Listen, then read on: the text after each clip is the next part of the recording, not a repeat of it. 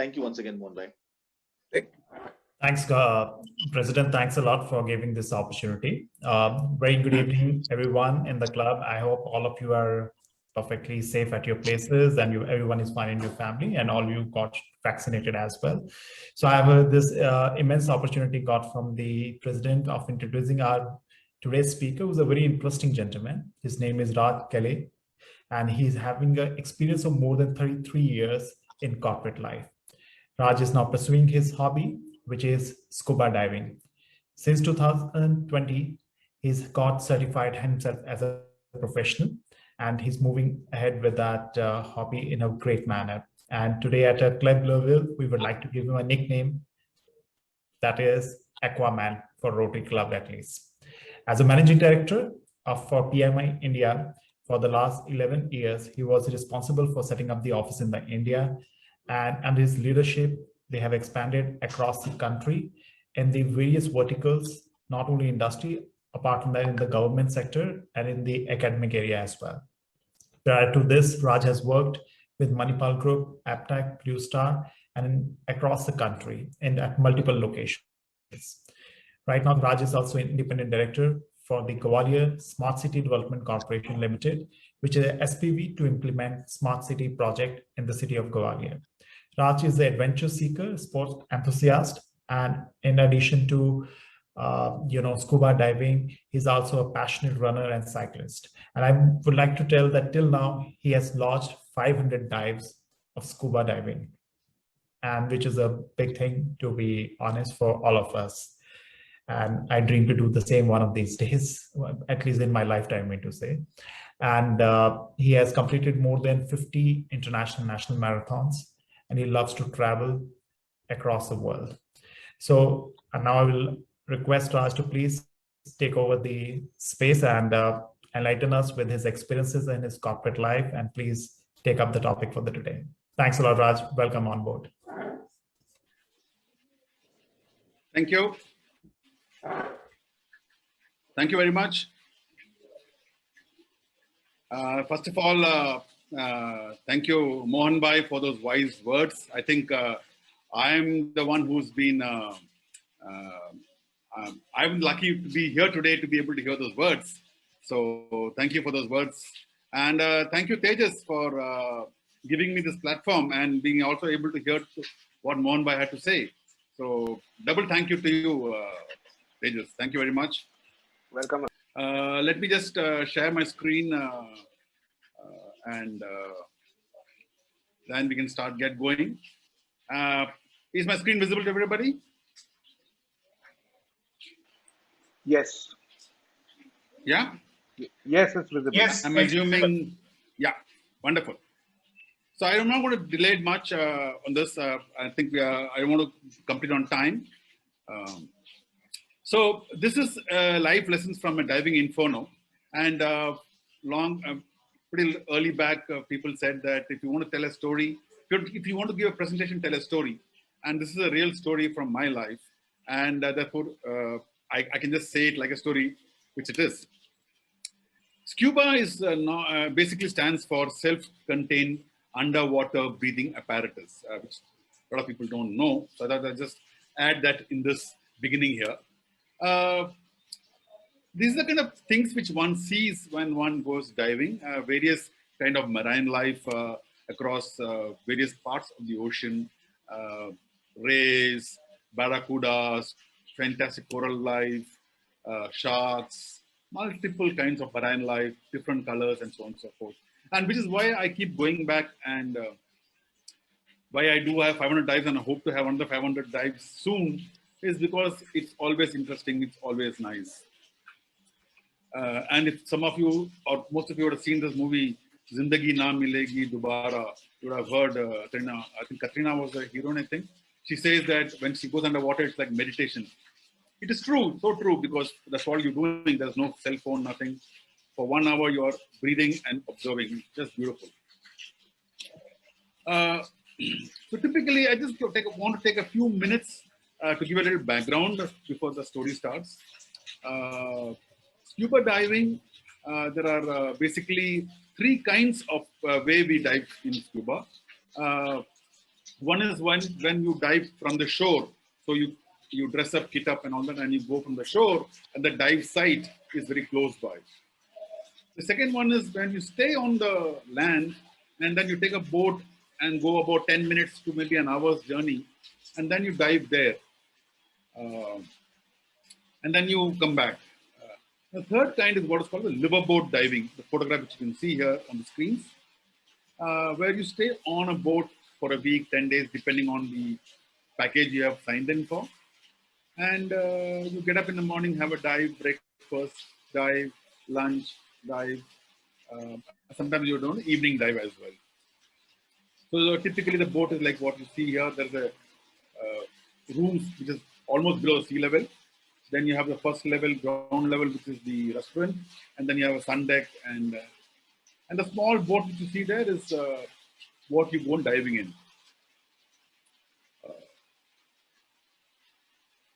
And liverboat is much better because you can go to places which you otherwise cannot go diving from land because it may be too far away.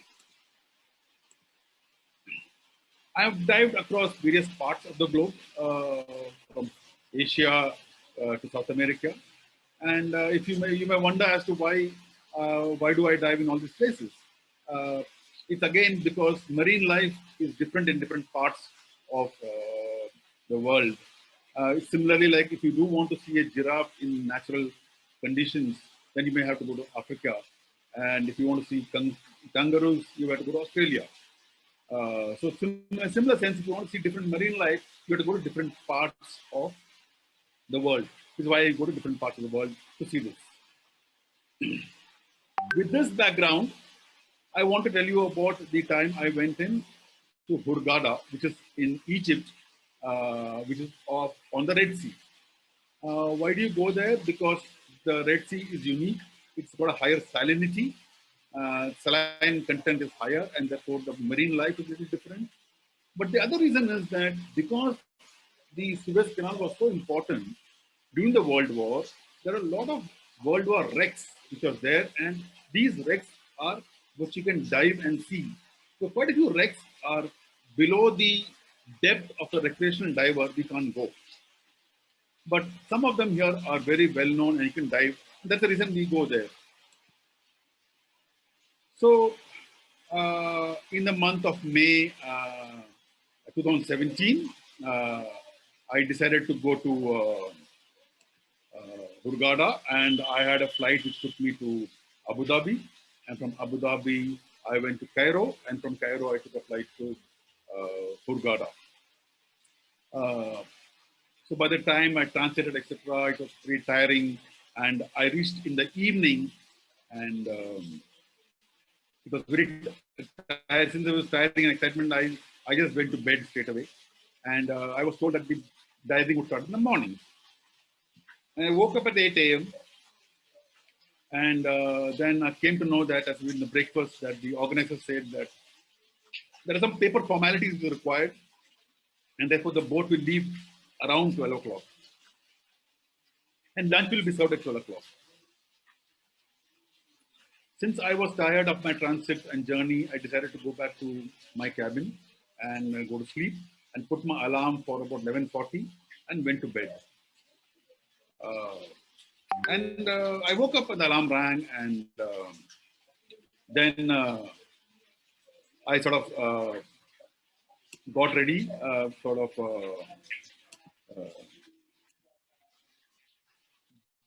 washed my face, got ready to get out of the room. Uh, and then I could sort of smell something burning. And I thought the cook was making lunch and something must have burnt in the kitchen. So I wasn't too bothered. And my room was in the below sea level kind of thing. So I climbed the steps up and I could see a lot of smoke. And I couldn't see very clearly. But anyway, I went to the back of the boat, which is where you see the deckers. And as I came out, I went there. I found the other divers and guests calling me frantically, saying, "Please come, please come, please come." The smaller boats were there, and I wasn't sure what was happening. So anyway, since I followed the instructions, I thought I jumped into that Zodiac, And then when everybody had jumped in, they sort of the boat pulled away from the main boat, and that is when I see that the main boat is under fire. The kitchen was right on top of my room, and the kitchen is where the fire took off, and it is the whole boat is on fire.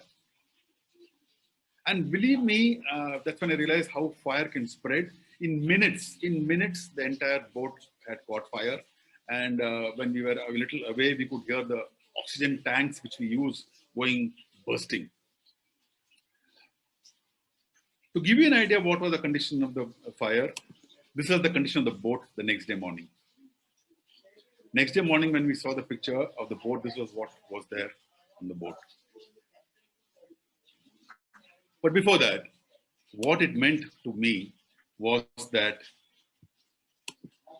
I had no passport, I had no phone, I had no cash, I had no credit card, I didn't have my chappal, and I had no any form of ID with me. All I had was what I was wearing, my shorts, my shirt, and sunglasses. Now, you must understand that this is in a place called Hurghada, which is 500 kilometers away from Cairo, where the Indian consulate is. Now, what happens when you are in this situation? I'll tell you what happened to me. Because I didn't have any ID of any kind, I could not get into any hotel room.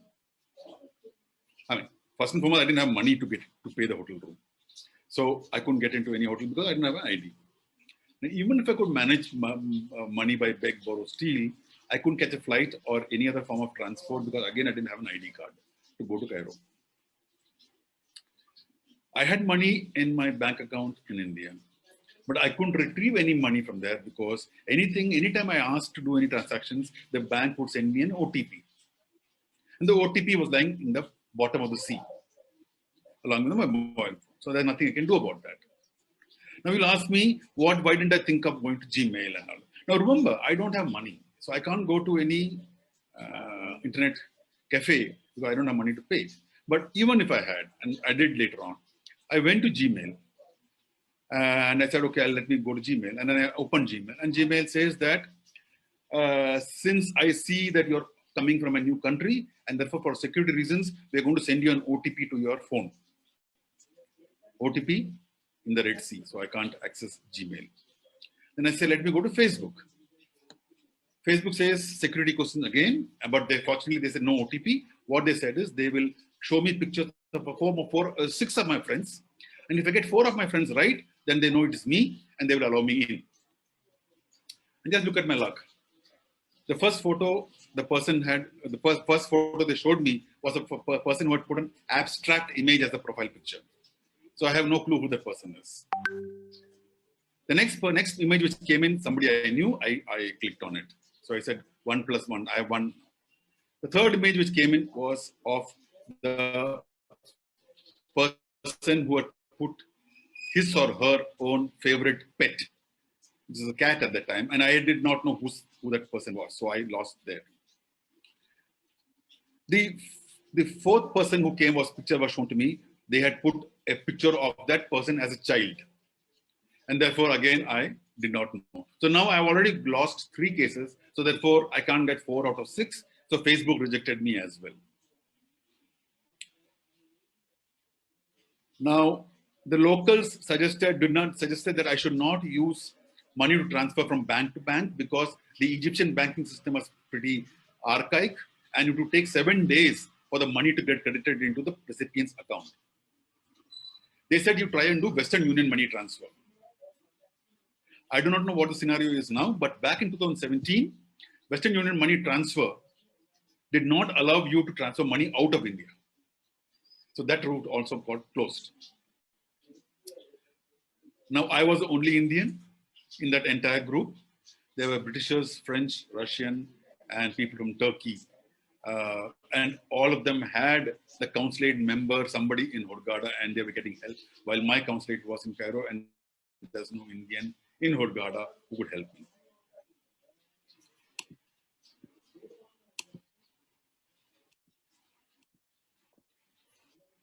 Now, when you don't have money, when you're hungry, when your feet is aching, you're frustrated, you're angry, you're wondering why it happened to me. Believe you me, the chemicals can play havoc in your body. Your sense of any logical sense of thinking goes for a toss. You have no idea what to do. People are getting angry in the group. People are fighting. I am the only then. I had to. Everybody was fending for themselves. I had to fend for myself. So it was a very, very, very difficult situation at that day when this whole. And believe me, it all happened in a flash like this. Before we knew it, the boat was burned. It was also covered in the Egyptian papers very, very, very well later on. And in the box, if you see that little bit of somebody who wrote it, that the sleeping guest was very lucky. Like he woke up, that sleeping guest was yours truly. And I still thank my star that I put my alarm that day. Otherwise, I wouldn't have been here to tell you the story. I can speak for hours, actually, honestly, in terms of the kind of issues we had, how we had to find a way to get into a hotel, how we found a way to eat something, one meal after that, and so on. I can speak for hours, but that's obviously not the idea of this talk. Um, Long story short, and yeah, one more important thing. See, with the mobile phone these days, what happens is that we don't remember numbers. I remember the time when we had no mobile phones. Uh, I could remember at least 15, 20, 30, 35 numbers easily. But today I can't remember any number. So how do you remember a number and reach contact people? Anyway, long story short, I did manage somehow to contact somebody in my family and friends. Uh, they registered across the network. Uh, Somebody in Egypt sent me some money using the similar system as the Phone Pay or Paytm. Then I got the money. I bought a local phone with that. I paid the local phone to do the KYC for me because I didn't have any documents. Um, and then we contacted a local person in Egypt who sent me a car, and I went back, met the embassy folks, and changed my flight schedule. And on Wednesday, I was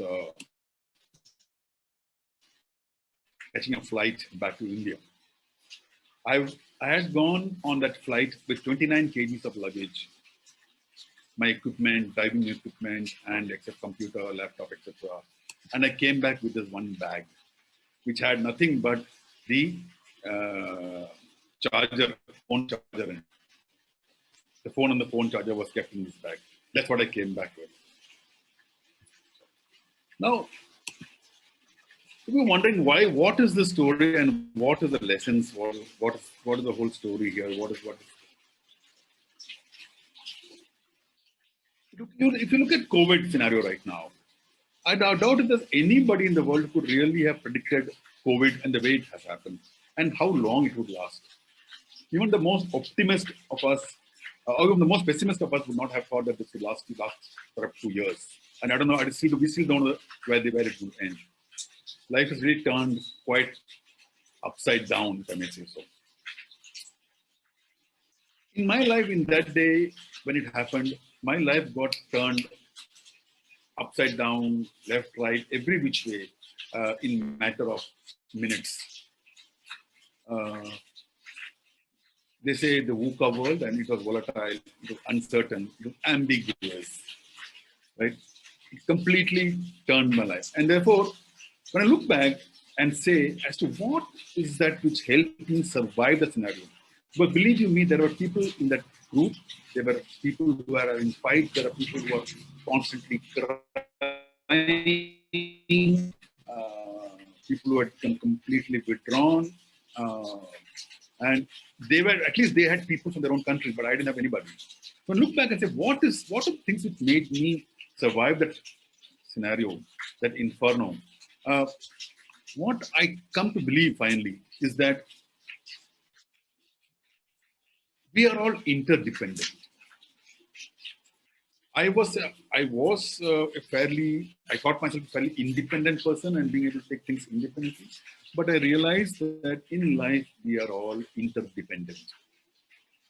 And I keep saying this to most people now after my experience that when I was in a situation, I needed help.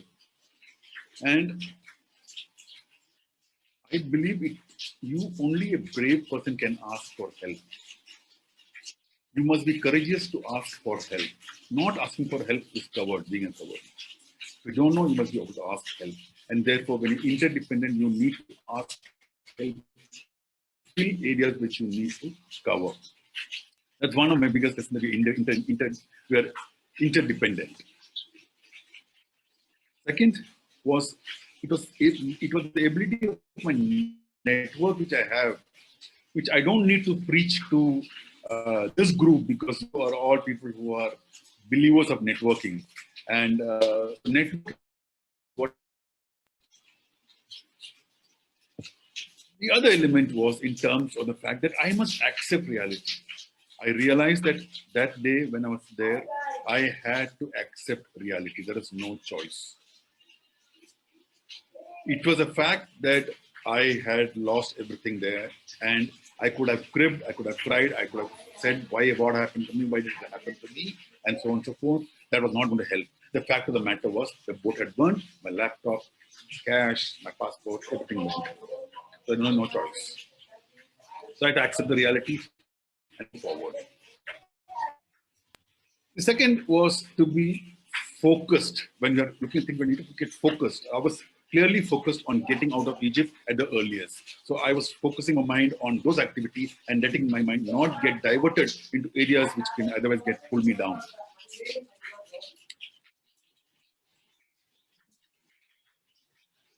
The last but not the least is the fact that I need to be patient. I knew that certain things will happen only at a certain time. I cannot rush it. Therefore, I had to wait for that things to happen. I need to be patient and control my emotions. But finally, and most importantly for me, was the fact that one needs to exit the comfort zone. If you don't exit the comfort zone, then we are in trouble. Then we will never grow, we will never understand, we will never be able to get out of scenarios which we are unable to, which we haven't faced. So we really need to understand this and do activities to ensure that we get out of our comfort zone. That was very, very important for me. That are a few lessons which I really learned from this experience of mine. And one of the reasons why I'm saying this is because it is these hobbies, etc., which allow me to network with various. And it is these hobbies when you network, when you talk to different people. Like I said, I do cycling and I meet people who are youngsters who are cycling, and we talk about cycling. And there are no other issues which are there between us. And therefore, our network is extremely, communication is very good. Our bonding is very good. Our mind is being able to, you're able to relax and think through ways when we have a hobby. And I find that most of us in India don't really have a hobby. And I think it's very important for us to have a hobby. So if I were to just summarize here quickly and open it for question answers, my lesson learned, and the reason I'm saying this is because today we are in a scenario where life is going normally, but disruptions can happen any way, anytime. It could be disruptions because of IT technology. Could be different what happening with us because of COVID. Now there are times when you find a scenario where you will not be able to cope with it, or you don't have enough resources to cope with it, etc. How do we handle such scenarios? So the whole concept for me, when I say look back, the way to handle this is to accept the fact that we are all interdependent, build a network, accept the reality of the scenario. There's no point crying. Like I keep saying that self-driven Uber cars are going to happen in our lifetime for sure. So what happens to all the taxi drivers today? They really need to understand and accept and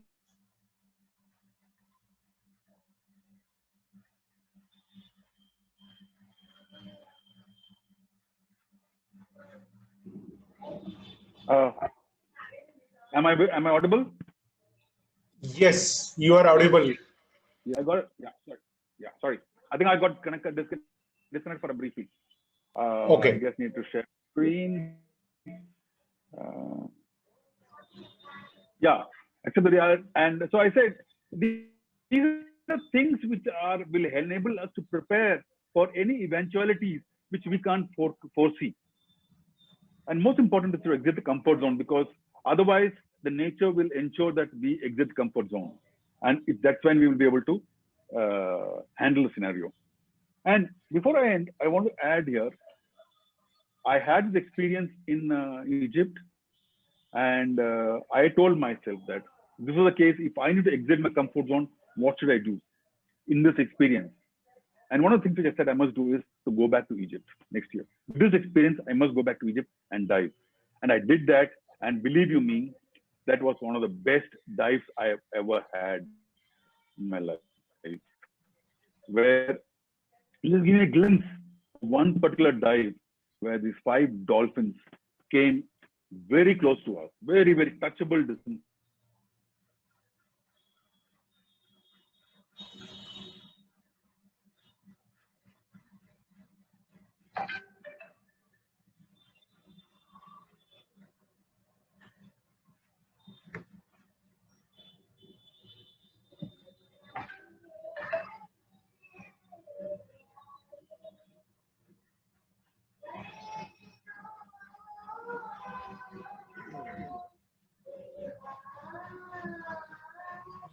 Can you hear me now, please?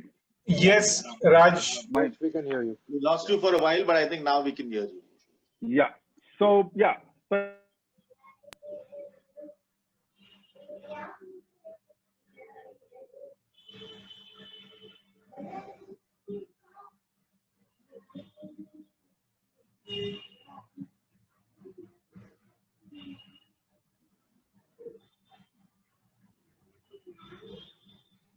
Hello, sorry, I'm Raj. getting disconnected by the internet. Okay.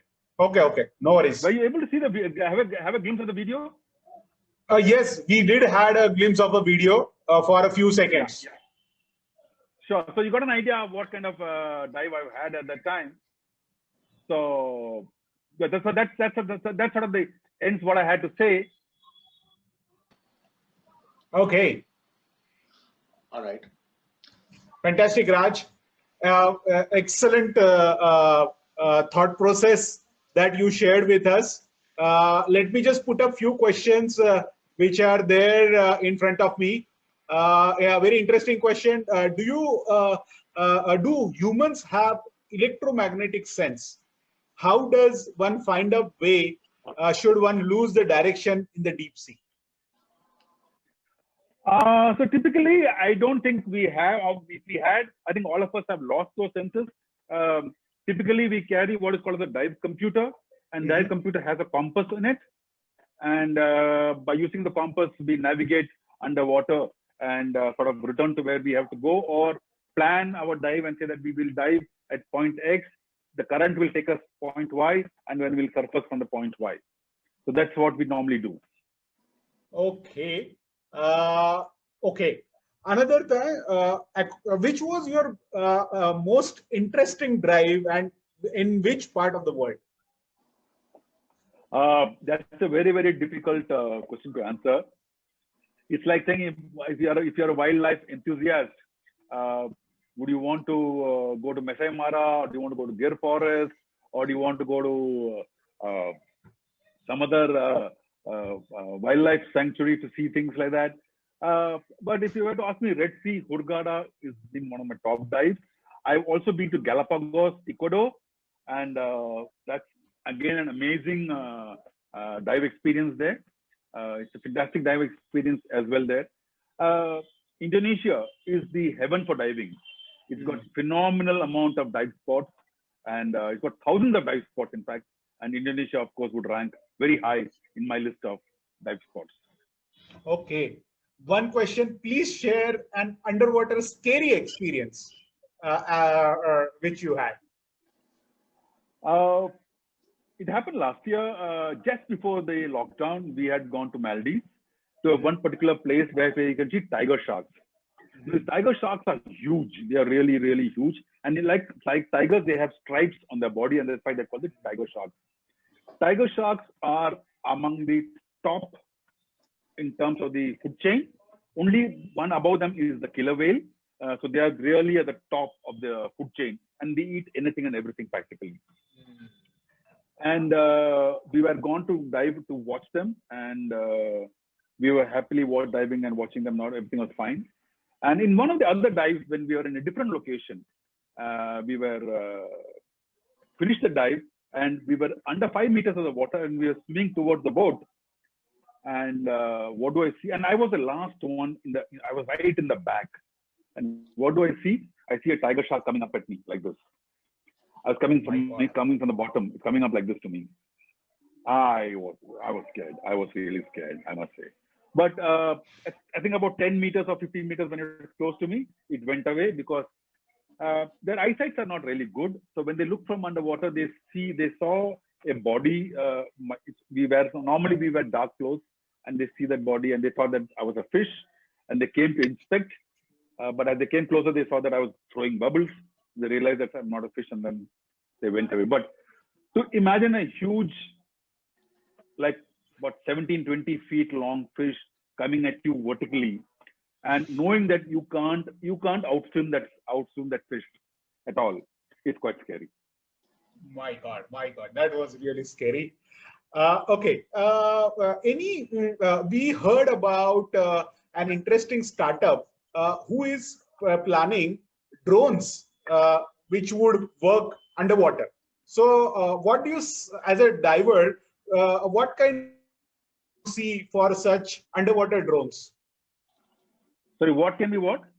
What can be the value addition which can be done by such underwater drones?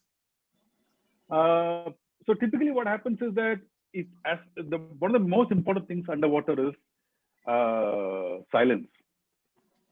So there are various different diving techniques, and there is a technique where you don't throw out bubbles. Bubbles, the fish comes closer to you. When you throw bubbles, you make a lot of noise. So one of the key things which you have to be underwater is to ensure that you're not making noise. So the drones can do very, very well, provided they don't make noise. Because then they can go closer to the fish, you can control it, and they can go closer to the fish and get pretty good close-ups, number one. Number two, a lot of times what happens is these fish and a lot of other marine life, they are lying under caves or some overhanging. And you can only see them from a distance. So with this kind of a thing, you may be possibly be able to go down closer and have a look at those from a video perspective. Okay. But the most important thing which you would need to do is to ensure that these drones are silent. Because the moment they are making noise, they scare away fish. Okay. Interesting. Okay, we heard a lot of stories of ships getting sink, and there are treasures. Did you witness any such in your any of your dives? Unfortunately, no. I think all those treasures have been taken by all the people diving before me. So all those have been taken away. And but I must tell you again, there is this one wreck which was there again in Hurghada. It's a British ship, and very interesting. I must tell you the story. When you go there in the ship, you find all the motorcycles parked underwater, they were taking motorcycles from one place to another place in the ship. You find jeeps, trucks, etc., parked, all belted up, everything beautifully kept. But what is interesting also in that is that you find that they have a lot of shoes they wear for the Jawans, and all the shoes are only for the left leg, and you wonder why is this so? And then you realize that those days they used to ship shoes with either only left leg shoes in one ship and right leg shoes in the other ship, because they did not want that if the ship was caught or the box was caught, the enemy should get both the shoes. So it's very interesting to see that. And we have seen this actually in those ships which are wrecked. We've seen these motorcycles, and those days people have actually, unfortunately, over the years, people have taken away some of those as souvenirs for the diving. It is sad, but we still do have large jeeps, railway engines, and so forth, which you can still see in the water, in the shipwrecks.